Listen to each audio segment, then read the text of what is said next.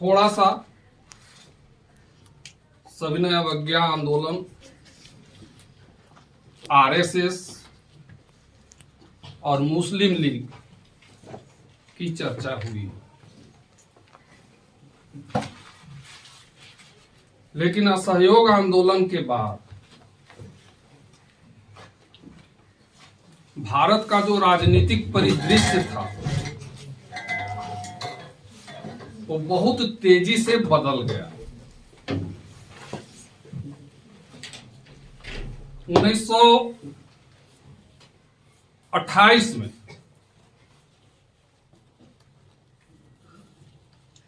सरकार कांग्रेस आंदोलन को दबाने की कोशिश कर रही थी। मोतीलाल नेहरू इस समय कांग्रेस के अध्यक्ष थे। अगले साल 1929 में कांग्रेस का अधिवेशन हुआ लाहौर में, जिसके अध्यक्ष जवाहरलाल नेहरू बने। उस समय जवाहरलाल नेहरू बिल्कुल जुआ थे। हालांकि कांग्रेस की जो प्रांतीय कमिटियां थी, 18 कमिटियों में से 15 ने इसका विरोध किया था। इन कमिटियों की मंशा थी कि जवाहरलाल नेहरू नहीं बने, क्योंकि अभी जुआ है। गांधी जी को स्वयं अध्यक्षता करनी चाहिए कांग्रेस की। मात्र 3 कमिटियों ने जवाहरलाल का समर्थन किया था, लेकिन गांधी जी स्वयं खड़ा होकर के इस बात का विरोध किया। उन्होंने स्पष्ट किया कि जवाहरलाल, सही बात है कि अभी जुआ है, लेकिन जितनी समझ भारतीय और यूरोपीय मामलों की उनकी है, कांग्रेस के बहुत कम नेताओं की। यह भी सही बात है कि जवाहरलाल हमारे विचारों का, हमारे सिद्धांतों का अधिकांश मामलों में विरोध करते हैं। लेकिन यह भी सही है कि मेरे मरने के बाद जवाहरलाल भी वही बात करेंगे जो बात मैं आज कर रहा हूं। इसलिए जवाहरलाल को अध्यक्ष बनने में कोई दिक्कत नहीं होगी। अभी तक कांग्रेस की लड़ाई अंग्रेजों से चल रही थी डोमिनियन स्टेटस की, यानी आप शासन में रहे, राज आपका रहे, लेकिन उसके अंदर ही हमको भी स्वशासन मिलना चाहिए। 28 में साइमन कमीशन आया, पूरे भारत में घूमकर उसको रिपोर्ट तैयार करना था। इसी दौरान लाजपत राय की मृत्यु हुई, सैंडर्स हत्याकांड हुआ, भगत सिंह और उनके सारे साथी 29 तक पकड़े जा चुके थे। साइमन कमीशन वापस लौट कर गया, अब उसकी रिपोर्ट की प्रतीक्षा हो रही थी। जवाहरलाल 29 तक जब डोमिनियन स्टेटस नहीं मिला, इसी लाहौर कांग्रेस अधिवेशन में जवाहरलाल ने पहली बार घोषणा की कि हमें डोमिनियन स्टेटस नहीं, पूर्ण स्वराज चाहिए। पूर्ण स्वराज। पूर्ण स्वराज का मतलब अंग्रेज भारतवर्ष को छोड़े, हम अपना शासन स्वयं करें। 31 दिसंबर 1930 को, 29 को आधी रात को रावी नदी के तट पर पहली बार तिरंगा फहराया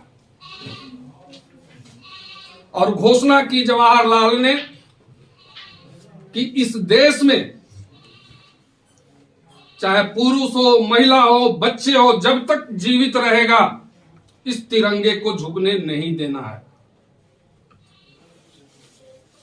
साथ साथ गांधी जी को यह अधिकार मिल गया, आप जब चाहें जहां से चाहें सरकार के विरुद्ध सविनय अवज्ञा की शुरुआत कर सकते हैं। गांधी जी आंदोलन शुरू करने के रणनीतिकार थे। कब शुरू किया जाए, किस मुद्दे पर शुरू किया जाए, इतनी समझ किसी और नेता में नहीं थी। अभी वे प्रतीक्षा कर रहे थे। सरकार लगान कर वगैरह तो बढ़ा ही चुकी थी, नमक पर भी टैक्स लगा दिया। गांधी जी को यही मुद्दा मिला। गांधी जी का मानना था नमक समुद्री जल से तैयार होता है। गांधी जी का कहना था कि समुद्र का पानी प्रकृति का दिया हुआ है, इस पर टैक्स लगाना ये तो अनुचित है। नमक ही ऐसी चीज है जिसको अमीर से लेकर गरीब तक प्रयोग करता है, तो जो गरीब आदमी है वो नमक पर भी टैक्स दे,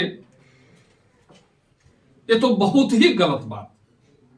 और बहुत सारी शिकायतें थी। गांधी जी ने 11 पॉइंट्स वायसराय के पास भेजा, जिसमें एक नमक टैक्स हटाने की बात भी की गई थी और कहा गया था कि यदि आप फलाने तारीख तक इन 11 पॉइंट्स पर विचार नहीं किए तो हम सरकार के विरुद्ध सविनय अवज्ञा शुरू करने पर मजबूर हो जाएंगे। सरकार तो अपने घमंड में चूर थी, वो तो सोच ही नहीं रही थी कि सविनय अवज्ञा या गांधी जी का आंदोलन कोई शक्तिशाली रूप धारण करेगा। और सरकार की बात तो हटा दीजिए, स्वयं कांग्रेस के लोग भी नहीं सोच रहे थे।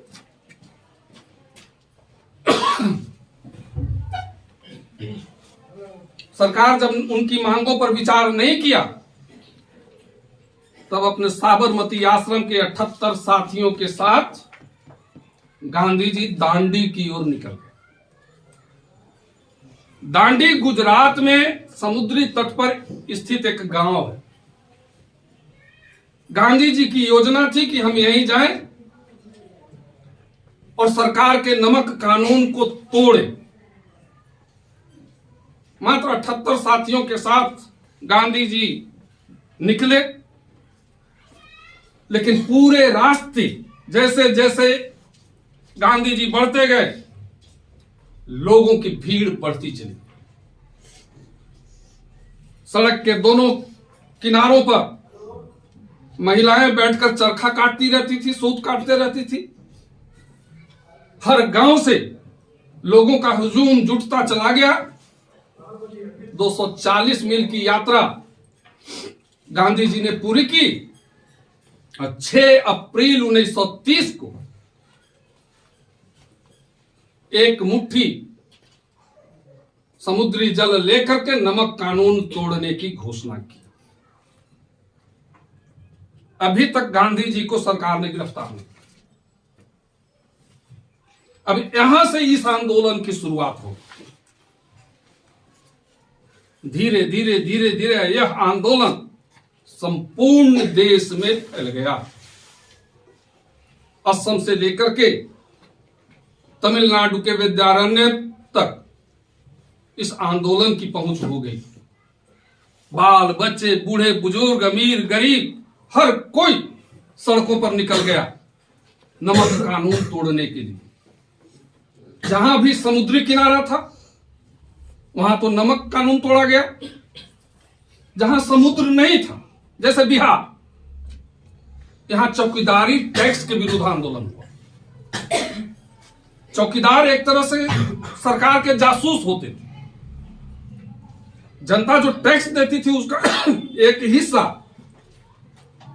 चौकीदारों को वेतन के रूप में दिया जाता था और चौकीदार क्या करते थे कि किस घर में क्या बन रहा है, कौन आ रहा है, कौन जा रहा है, इसकी सूचना सरकार तक पहुंचाते रहते थे।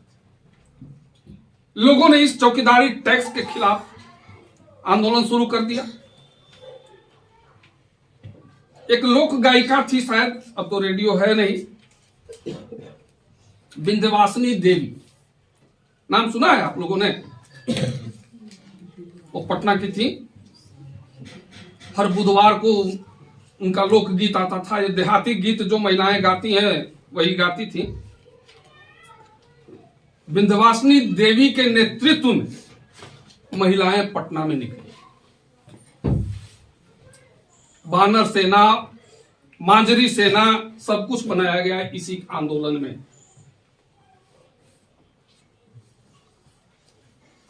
इस आंदोलन की पहुंच क्या हुई?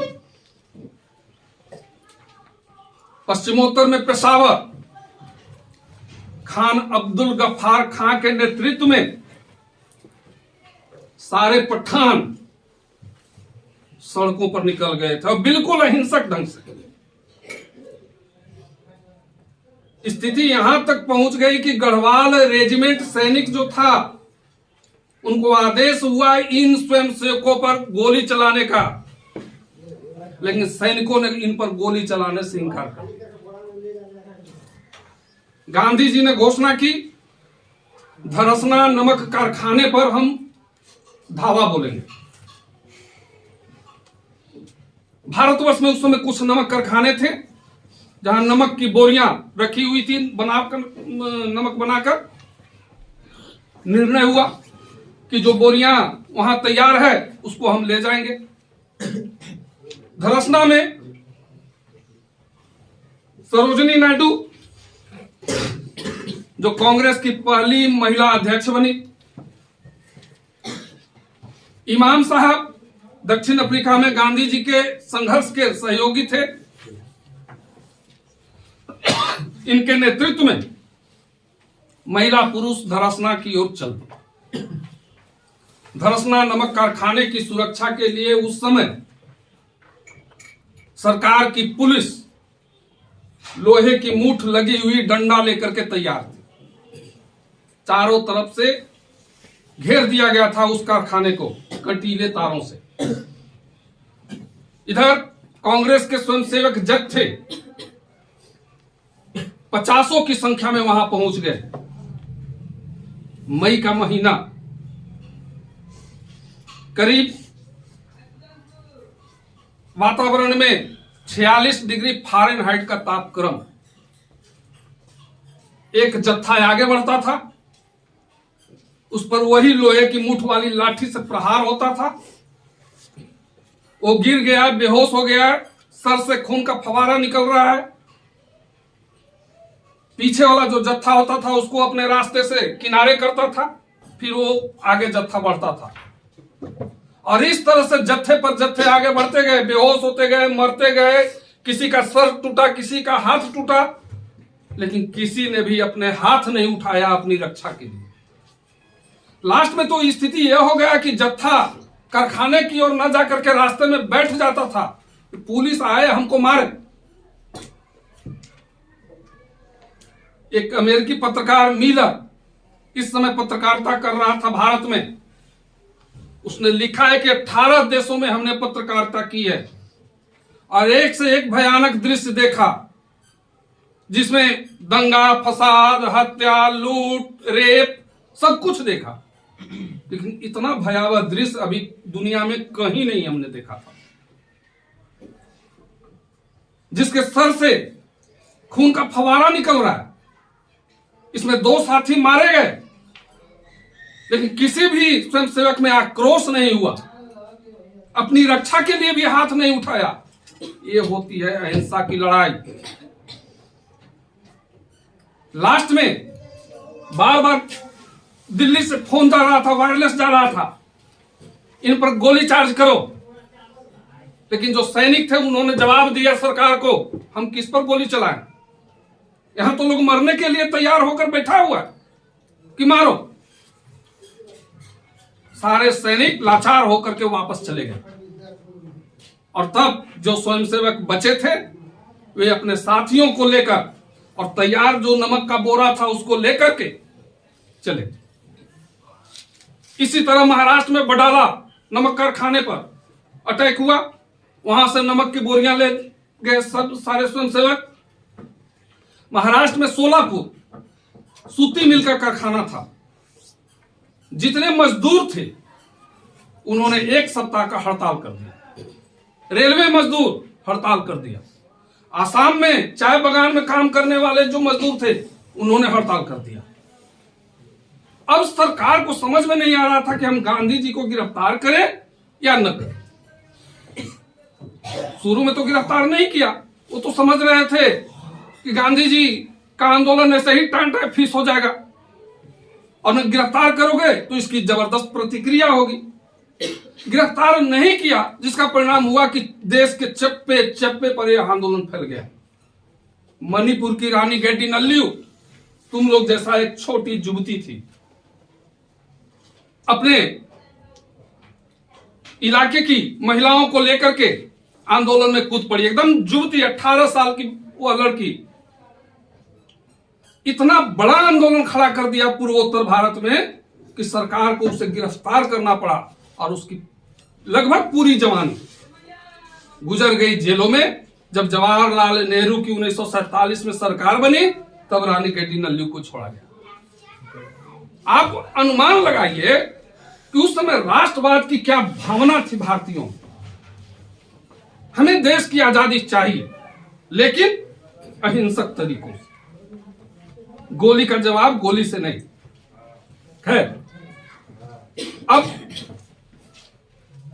सरकार गांधी जी को गिरफ्तार कर लिया, लेकिन गांधी जी के गिरफ्तारी के पश्चात पीछे गप नहीं, गांधी जी के गिरफ्तारी के पश्चात इस आंदोलन में और तीव्रता आ गई। फिर तो नेहरू, मोतीलाल नेहरू, जवाहरलाल, सरदार पटेल सभी को गिरफ्तार कर लिया गया। सरकार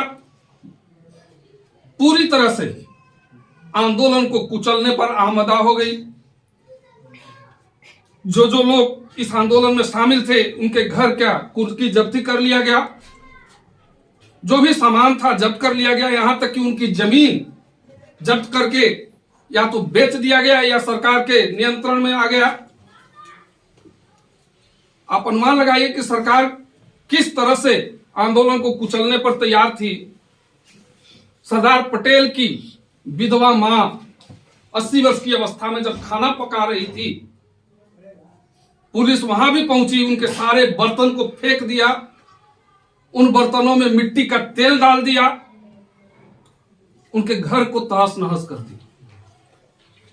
और इस तरह लाखों लोगों के साथ व्यवहार किया पुलिस ने,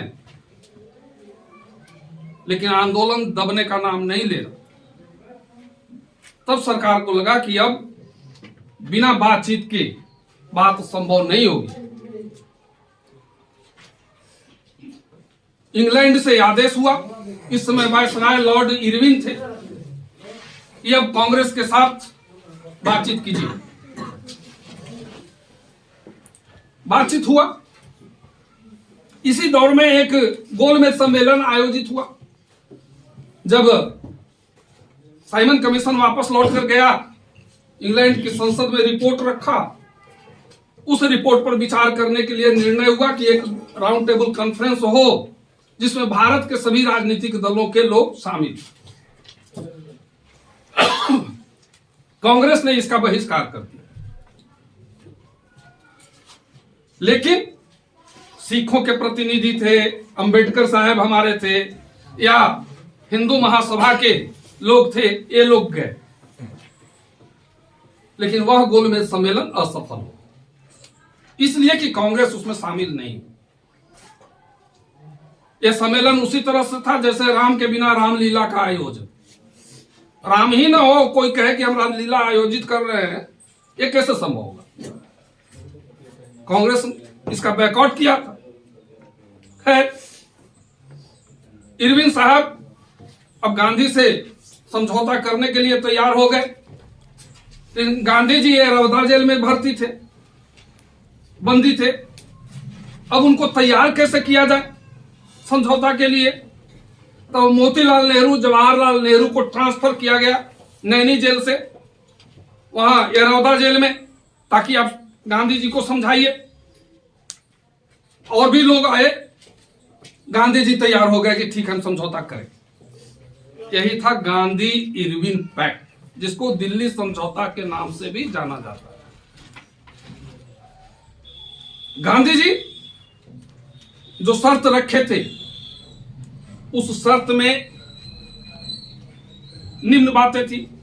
पहली कि जिन पर अहिंसा हिंसक आरोप नहीं है, उनकी संपत्ति वापस कर दिया जाए, उनका मुकदमा वापस लिया जाए। यदि उनकी जमीन किसी और को नहीं बेच दी गई है तो उस जमीन को लौटा दिया जाए। साथ साथ जिन विद्यार्थियों ने या जिन नौकरी करने वाले लोगों ने अपनी नौकरी छोड़ दी थी आंदोलन में, उनको फिर से वहां रखा जाए, नौकरी दी जाए। भगत सिंह और उनके साथियों को रिहा किया जाए या आजीवन कारावास में बदला। बाद में लोग आरोप लगाते हैं कि गांधी जी ने इस पर कोई शर्त ही नहीं रखी थी। सच्चाई वो नहीं है। गांधी जी ने शर्त रखी थी, लॉर्ड इरविन ने मानने से इनकार कर दिया था। उसका साफ आरोप था कि भगत सिंह और उनके साथियों पर हिंसा का आरोप है, इन्होंने सैंडर्स की हत्या की है, इसलिए इनको मुक्त नहीं किया जा सकता। 23 मार्च 1931 को भगत सिंह और उनके साथियों को लटका दिया गया फांसी। गांधी जी सहित कांग्रेस के सारे नेता छोड़ दिए गए। दूसरे गोलमेज सम्मेलन में गांधी जी जाने के लिए तैयार हुए। गांधी जी जब दूसरे गोलमेज सम्मेलन में इंग्लैंड गए तो जाने से पहले गुजरात का एक कवि था मेघानी, जिसने लिखा था, छेलो कटोरनो, क्या उसका गुजराती में था, छेलो कटोरो पी जाओ बापू करके है, यानी एक कटोरा जहर मिलेगा बापू, ये निश्चित है, लेकिन तुम उसे भी पी जाना देश के लिए। और ये बात सही हुई। गांधी जी जब गए वहां दूसरे गोलमेज सम्मेलन में, तो फिर से ये सारे लोग, सिखों के प्रतिनिधि, हिंदू महासभा और अंबेडकर, ये सारे लोग वहां जुटे हुए थे। और इनको जुटाया था सरकार ने सिर्फ इसीलिए कि कांग्रेस की मांग नहीं मानी जाए, जो सम्मेलन है किसी तरह से असफल हो जाए। गांधी जी तो समझ गए थे बात को। हिंदू महासभा सांप्रदायिक आधार पर हिंदुओं की बात कर रही, उधर अंबेडकर साहब थे केवल दलित की बात कर रहे थे, हमको अलग प्रतिनिधित्व दीजिए। सिख अलग प्रतिनिधित्व की मांग कर रहा था और मुस्लिम लीग तो कर ही रहा था। तो भाई हिंदुस्तान बचेगा कहां? गांधी जी ने छोड़ दिया गोलमेज सम्मेलन, वापस चले आए।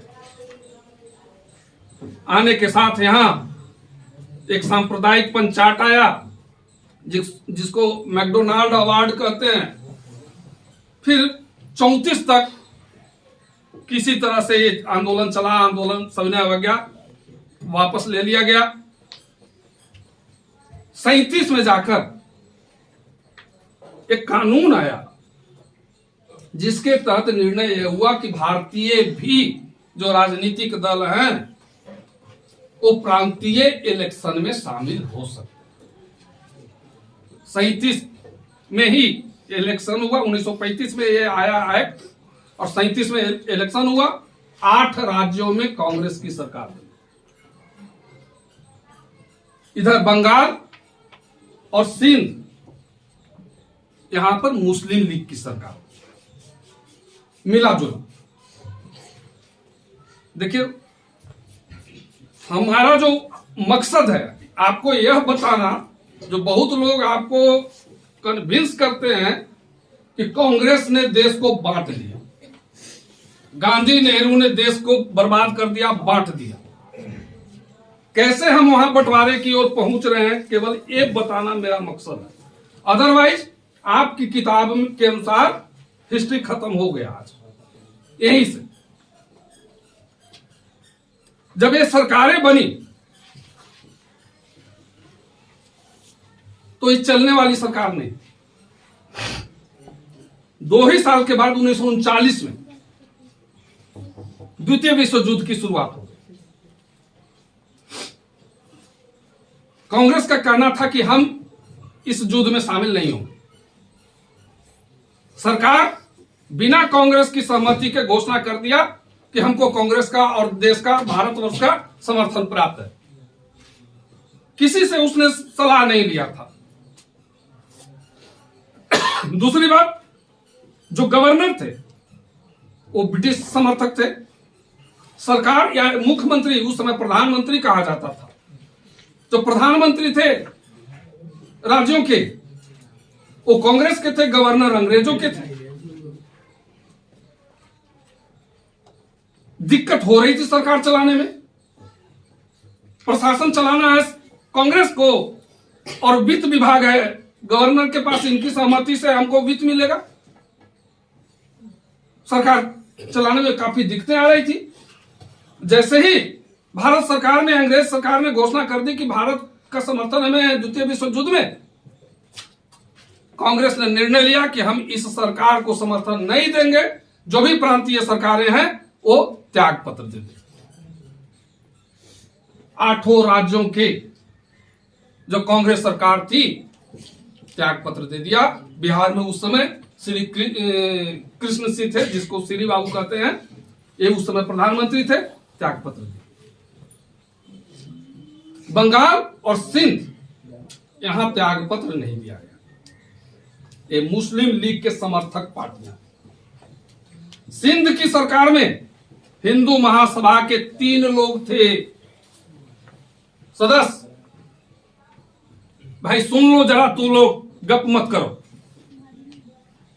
हिंदू महासभा के 3 सदस्य मंत्री थे सिंध की प्रांतीय सरकार में। वो मुस्लिम लीग की सरकार थी। उस मुस्लिम लीग की सरकार में हिंदू महासभा के 3। बंगाल में शहीद सुहरावर्दी की सरकार थी, जो प्रधानमंत्री थे। इनकी सरकार में श्यामा प्रसाद मुखर्जी, जो आरएसएस के संस्थापक हैं, वो श्यामा प्रसाद मुखर्जी उप मुख्यमंत्री थे। आज ये लोग बहुत राष्ट्रवाद की बात करता है, आरएसएस, आपको पढ़ना है आरएसएस और मुस्लिम लीग। ये राष्ट्रवाद की बात करता है और मुस्लिम लीग के साथ सरकार में शामिल था। फिर कम से कम जब भारत की ये प्रांतीय सरकारें थी जो कांग्रेस के त्याग पत्र दिया था, तो उनको तो दे देना चाहिए था। मुस्लिम लीग की सरकार थी, वो नहीं देती। तुम जब उसमें शामिल थे तो राष्ट्रवाद के नाम पर तुमको तो त्याग पत्र देकर हटना चाहिए था। न हिंदू महासभा के लोगों ने दिया और नहीं इन्होंने दिया बंगाल में। और सुनिए, सिंध की सरकार ने 1937 में पहली बार द्विराष्ट्रवाद का सिद्धांत प्रस्ताव पारित किया।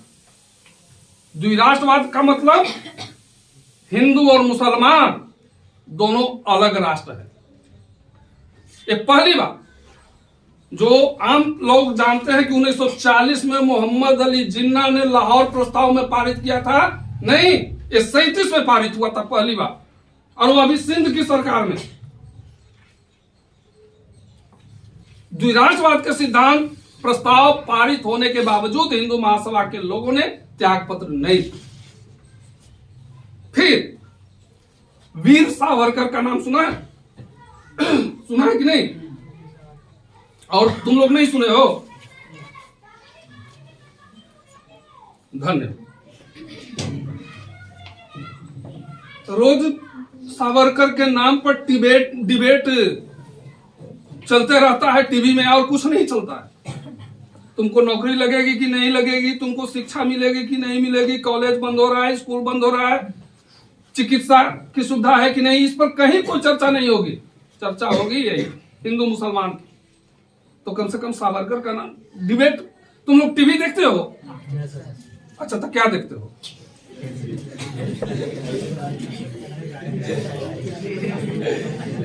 वही सीरियल, सिनेमा, डोरेमोन, और क्या क्या वो जो आता है कार्टून वाला है, यही सब। अरे कुछ ऐसा प्रोग्राम भी देखो जो उसमें ज्ञान है।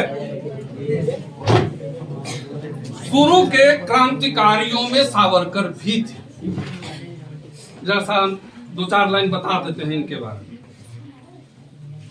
जब यूरोप में क्रांतिकारियों का गठन हो रहा था, गद्दार पार्टी का गठन हो रहा था, उसमें सावरकर 1910 में महाराष्ट्र में चापेकर बंदूक थे, वहां पर एक मर्डर किया था अंग्रेज का। वो पिस्तौल भेजने वालों में जो जिस पिस्तौल से उस अंग्रेज की मृत्यु हुई, वह पिस्तौल सावरकर ने भेजा था यूरोप से। इसी आधार पर 1910 में सावरकर को गिरफ्तार कर लिया गया, अंडमान निकोबार जेल भेज दिया। कितने आज नाम सुनिएगा, वीर सावरकर। उनको वीर किसी ने उपाधि नहीं दी है। ये पहले क्रांतिकारी हैं जिन्होंने अपने नाम के साथ अपने ही वीर लगा दिया। खैर, काला पानी की सजा हुई, वहां गए जेल में, तो वहां तो रोज फांसी होती थी क्रांतिकारियों की। इनका जो कमरा था जिसमें ये बंद थे, ये फर्स्ट फ्लोर पर, और ग्राउंड फ्लोर पर इनके ठीक सामने फांसी की सजा होती थी, फांसी पर लटकाया जाता। इन्होंने देख लिया। अब ऐसे क्रांतिकारी थे देश के कि 1-2 फांसी की सजा, फांसी पर लटकते हुए देखा लोगों को, और इनके हालत खराब। बस तुरंत इन्होंने माफीनामा सरकार को भेजा, हमको माफ कर दीजिए। 6 माफीनामा इन्होंने भेजा सरकार के पास। हम यहां तक लिखा कि यदि सरकार हमें मुक्त कर देती है तो हम वादा करते हैं कि सरकार का आजीवन हम ओबीडियंट नौकर की तरह काम करेंगे, सरकार जो कहेगी वही हम करेंगे, राष्ट्र के आंदोलन में किसी भी स्तर पर हम भागीदार नहीं बनेंगे। 6ठी बार के आंदोलन माफीनामे के बाद सरकार ने इनको वहां से मुक्त कर दिया। लेकिन महाराष्ट्र में एक जगह हाउस बंदी में रखा, और हमारे देश के पहले क्रांतिकारी थे, सरकार जिनको 60 रुपया प्रति महीना पेंशन देती। सुना है ऐसा? किसी क्रांतिकारी को, किसी आंदोलनकारी को सरकार पेंशन दे 60 रुपया, काहे के लिए? ये जो गुलामी कर रहे थे सरकार, इसके लिए इन्होंने दिया है। उसके बाद सावरकर का काम यह हुआ कि जो आंदोलनकारी जुआ आ रहे थे, कांग्रेस की तरफ, कांग्रेस के आंदोलन में शरीक हो रहे थे, उनको सावरकर ने रोका।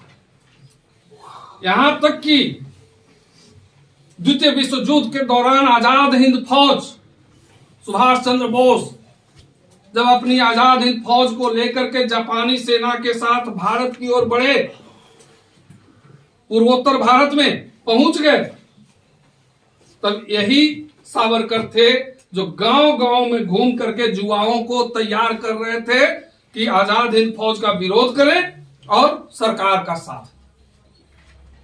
ये सावरकर थे। इन्होंने खुद एक किताब लिखी, वीर सावरकर नाम से, ऑटोबायोग्राफी ऑफ वीर सावरकर। और इन्होंने ही खुद लिखा कि सावरकर कितने बड़े क्रांतिकारी थे, कौन कौन से काम किया, कितना इन्होंने त्याग किया, वगैरह वगैरह, और खुद ही लिख दिया वीर। और नीचे अपना नाम नहीं लिखा चित्रगुप्त का।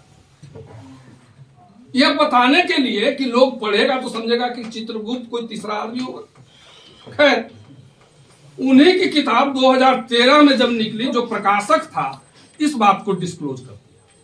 ये कोई चित्रगुप्त दूसरा आदमी नहीं था, खुद सावरकर थे। अब उसी सावरकर को यहां आदर्श माना जा रहा है कुछ लोगों द्वारा। वीर सावरकर अब कहते हैं लोग। खैर, कैसा वीर था तो देख ही लिए।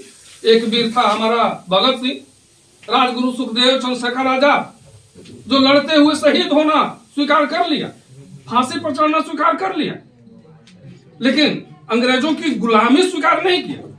और एक ये था, इसी का ही प्रेरणा था कि नाथूराम गोडसे 48 में गांधी जी की हत्या।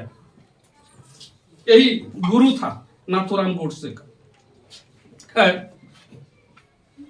बात 37-39 में द्वितीय विश्व युद्ध छिड़ गया। आजाद हिंद फौज आ ही चुकी थी यहां। अब हुआ 42 तक पहुंच गए हम लोग। 42 में कांग्रेस का एक जलसा हुआ बॉम्बे। कांग्रेस के सारे नेता, जो चोटी के नेता थे, सारे लोग वहां पहुंचे हुए थे बॉम्बे के ग्वालिया टैंक मैदान। 7 अगस्त 1942 का दिन था। गांधी जी पहली बार इसी मीटिंग में घोषणा की, डू और डाई, करो या मत। स्पष्ट था निर्देश कि या तो हम आजादी हासिल करेंगे और नहीं तो इस प्रयास में हम अपनी जान दे देंगे। लेकिन सरकार तो चुप बैठने वाली थी नहीं। जितने कांग्रेस के नेता थे, 7 अगस्त के सुबह होते होते सारे नेताओं को गिरफ्तार कर दिया। सरकार ने तो सोचा था कि हम नेताओं को गिरफ्तार कर लेंगे, आंदोलन कौन चलाएगा। इसी मीटिंग में गांधी जी ने भारत अंग्रेजों भारत छोड़ो का नारा दिया। नेता जरूर गिरफ्तार हो गए, लेकिन सारे देश के जनता तो वहां पहुंची हुई थी। हर प्रांत से लोग पहुंचे हुए थे। अपने नेताओं की गिरफ्तारी के पश्चात वे निराश नहीं हुए, वापस लौटे, और लौटे तो बड़ा बेहतर ढंग से लौटे। जितनी नगर पालिकाएं थी, रेलवे स्टेशन थे, रेलवे लाइनें थी, पोस्ट ऑफिस थे, थाना था, सबको धराशायी करते हुए, आग लगाते हुए और अपना तिरंगा फहराते हुए, अंग्रेजों का यूनियन जैक उतारते हुए ये लोग चले। अपने अपने प्रांतों में जब पहुंचे तो उन्होंने घोषणा कर दी आंदोलन की, अंग्रेजों को भगाना है। परिणाम क्या हुआ कि देश की जनता सड़कों पर उतर गई। बहुत सारे इलाकों से अंग्रेजों और अंग्रेज कलेक्टर, अंग्रेज एसपी, अंग्रेज पुलिस, सबको भागना पड़ा। जैसे बलिया में चित्तू पांडे, 8 दिनों तक चित्तू पांडे की सरकार रही थी। बाद में वो भूमिगत हो गए, वहां से निकल गए। 8 दिनों तक यूपी की बलिया जो पड़ता है, बक्सर से आगे। ऐसे देश के कई इलाकों में हुआ, बंगाल में हुआ, आंध्र प्रदेश में हुआ। जनता ने खदेड़ दिया। बहुत जगह पर गोली चार्ज हुआ, पेशावर में, सोलापुर में, अपने बिहार के जो मुकामा है, यहां एक हवाई जहाज जा रहा था, पता नहीं कैसे पायलट गिर गया। अब पायलट गिर गया तो गांव के लोग टूट पड़े उस पर। इतना मारा कि साफ। अब सोच रहे हैं कि आंदोलन कहां पहुंचा हुआ था। इसी दौरान 1946 में 1940 में मुस्लिम लीग का अधिवेशन होता है लाहौर। लाहौर में पहली बार आधिकारिक रूप से मुस्लिम लीग ने पाकिस्तान का डिमांड रखा, आधिकारिक रूप से। 1940 लाहौर अधिवेशन मुस्लिम लीग का। साथ साथ घोषणा कर दिया कि अब कांग्रेस के साथ तो हमारा कोई तालमेल नहीं होगा, और सरकार हमारी मांगों पर यथाशीघ्र विचार करे। 1945 तक द्वितीय विश्व युद्ध समाप्ति की ओर आ गया। इसमें हिरोशिमा और नागासाकी पर एटम बम गिराए गए। जर्मनी में हिटलर सुसाइड कर लिया। इटली में जो मुसोलिनी था, पब्लिक ने पीट पीट करके उसकी हत्या कर दी। ये जो तीनों धुरी राष्ट्र थे ये तो सरेंडर कर दिए। अब हुआ कि द्वितीय विश्व युद्ध समाप्त होगा। जब द्वितीय विश्व युद्ध समाप्त होगा तो आजादी भी अब मिलने की वाली बात है, चूंकि चर्चा चलने लगी थी। इंग्लैंड में सरकार बदल, कंजर्वेटिव पार्टी की पहले सरकार थी, अब वहां पर लेबर पार्टी की सरकार है। लेबर पार्टी के जो प्रधानमंत्री थे या नेता थे, क्लीमेंट एटली, अपनी पार्टी के प्रचार के दौरान उन्होंने घोषणा की थी कि यदि हमारी सरकार बनी तो हम भारत को आजादी देंगे। कांग्रेस के तो सारे नेता बंद थे, गांधी जी वगैरह सब तो जेल में थे। लेकिन गांधी जी ने यहीं पर अनशन शुरू किया। गांधी जी का जो अचूक हथियार था, 21 दिनों का लंबा अनशन था। क्लीमेंट एटली से पहले चर्चिल वहां के प्रधानमंत्री थे।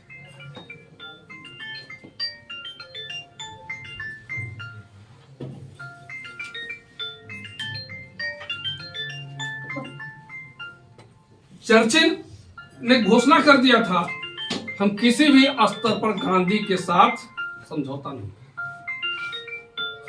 गांधी जी मरणासन हो गए। पूरे देश से आवाज उठने लगी, और न केवल देश से बल्कि चीन, अमेरिका, फ्रांस और स्वयं इंग्लैंड से। इंग्लैंड की जो महिला संगठन था, मजदूर संगठन था या सिविल सोसाइटी के लोग थे, इन सारे लोगों ने इंग्लैंड की सरकार पर दबाव डालना शुरू किया, गांधी जी से समझौता कर। लास्ट तक चर्चिल तैयार नहीं हुआ।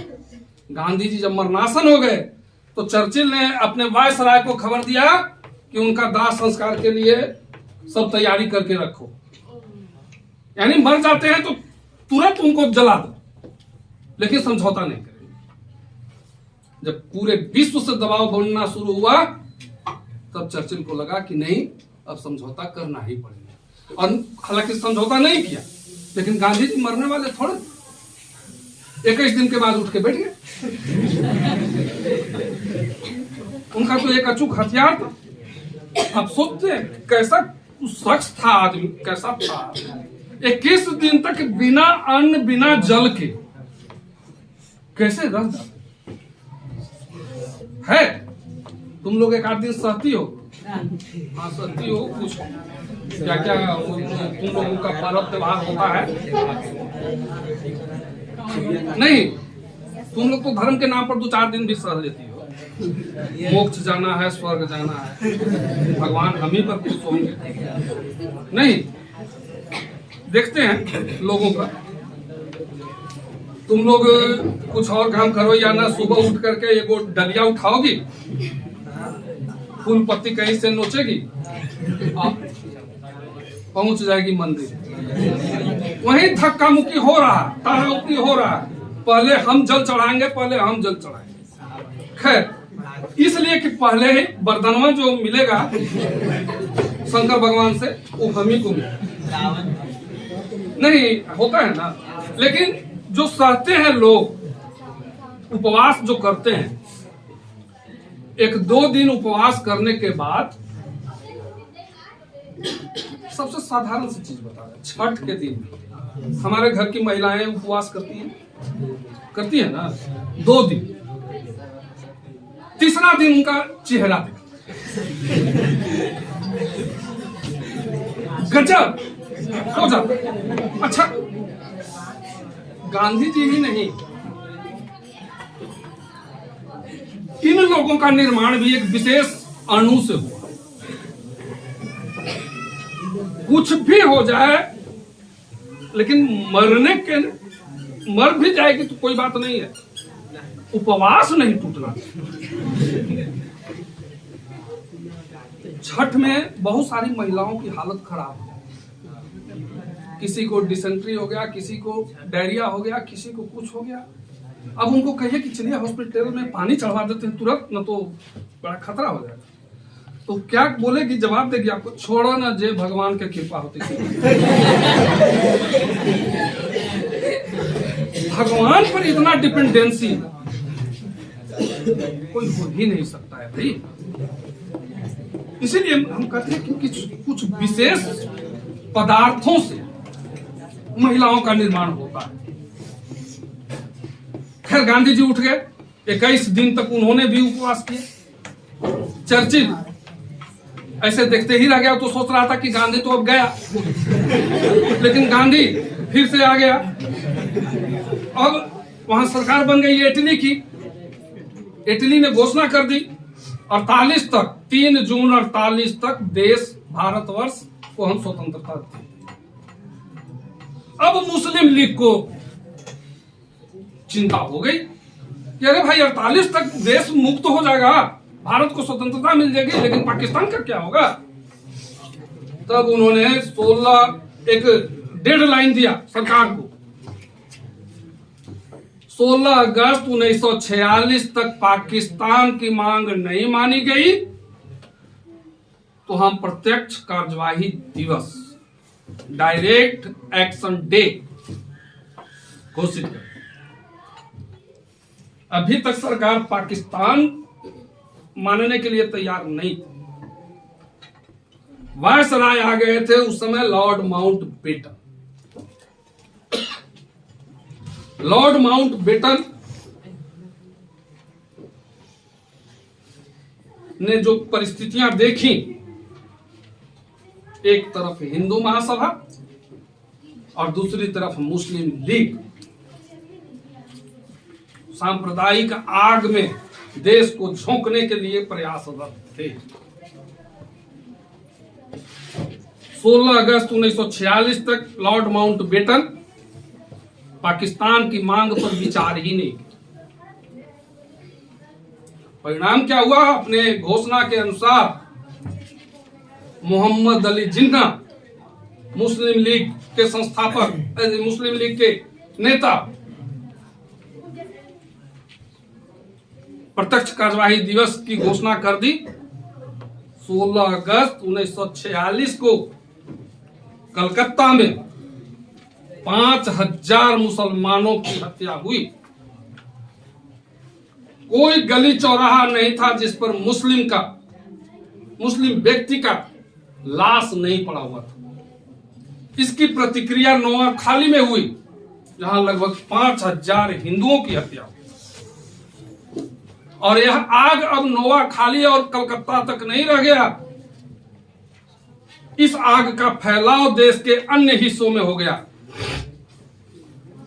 हिंदू महासभा के लोग मुसलमानों के घरों में घुस करके मार रहे थे, और जहां मुस्लिम बहुसंख्यक था वो लोग हिंदुओं के घर में घुस करके मार रहे थे। और मार ही नहीं रहे थे, जितना भी जानवर भी वो कुकर्म नहीं करता है जितना ये लोग कर रहा है। खैर, इसी जब पूरा देश और खासकर संपूर्ण उत्तरी भारत सांप्रदायिकता की आग में जलने लगा, हजारों हजार लोग मारे गए। यही बिहार से, भागलपुर के इलाकों से सारे मुसलमानों को मार करके भगा दिया गया, कुआं के कुआं भर दिया गया उनकी हत्या करके। जो बच्चे अपनी जान बचाने के खातिर दूसरे क्षेत्रों में भाग गए, बाल बच्चों को लेकर या छोड़कर। इतना घृणित रूप देश में कभी नहीं आया था। अंग्रेजों ने भी वो काम नहीं किया था जितना हमारे देश के इन नेताओं ने किया। मुस्लिम लीग और हिंदू महासभा के लोगों ने, परिस्थितियां ऐसी बन गई कि सरकार के चाहते हुए भी संभाल नहीं हो रही थी। सिर्फ सांप्रदायिक आग को रोकने के लिए सरकार ने एक सेना बनाई थी, लेकिन वह सेना असफल हो गई। जब सारे लोग, सारी जनता इस आग में जलने लगेंगे रोकेगा कौन? बड़ी मुश्किल माहौल हुआ।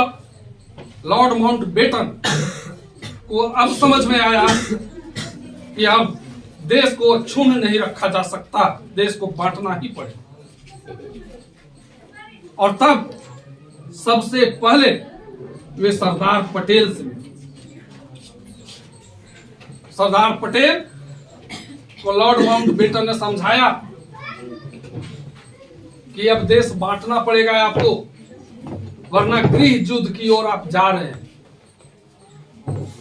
सरदार पटेल कन्विंस्ड हो गए। तब सरदार पटेल को लेकर के लॉर्ड माउंटबेटन नेहरू जी के पास पहुंचे। नेहरू जी भी, जब सरदार पटेल तैयार हो गए तो नेहरू जी भी समझ गए बात को, और इन दोनों नेताओं को लेकर के लॉर्ड माउंटबेटन गांधी जी के पास पहुंचे। अभी तक गांधी ने घोषणा की थी कि देश किसी कीमत पर नहीं बटेगा। यदि देश बटेगा तो गांधी की लाश पर बटेगा। लेकिन जब लॉर्ड माउंटबेटन इन दोनों नेताओं को, पटेल और नेहरू को लेकर के पहुंचे, तब इन दोनों नेताओं ने ही गांधी को समझाया कि आप कौन सा देश लेंगे जहां जनता ही नहीं रहेगी, आपस में मर जाएगी सब लड़ते लड़ते, वो देश आप लेंगे?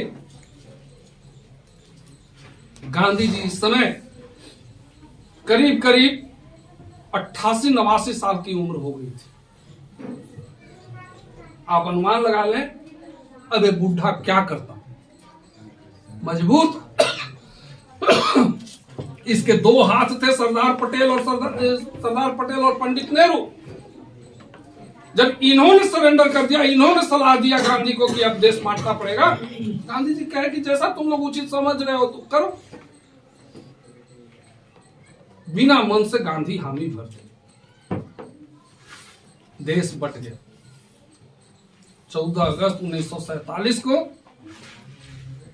पाकिस्तान स्वतंत्र हुआ और 15 अगस्त को हमको आजादी मिली। लेकिन आजादी इतना सुखमय नहीं था।